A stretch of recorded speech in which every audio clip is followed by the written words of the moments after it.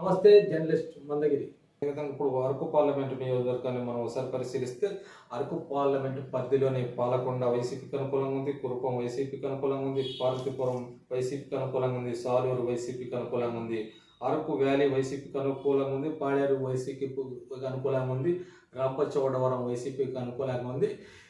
Araku parliament పరిధిలోని 7 శాసనసభ నియోజకవర్గాలు వైఎస్ఆర్ కాంగ్రెస్ పార్టీకి అనుకూలంగా ఉన్నాయి. ఇక్కడ వైసీపీ అభ్యర్థిగా తానుజా రాణి పోటీలో ఉండగా బీజేపీ అభ్యర్థిగా కొత్తపల్లి గీత 2014లో వైఎస్ఆర్ కాంగ్రెస్ పార్టీ తరఫున పోటీ చేసి ఇక్కడ గెలుపొందారు.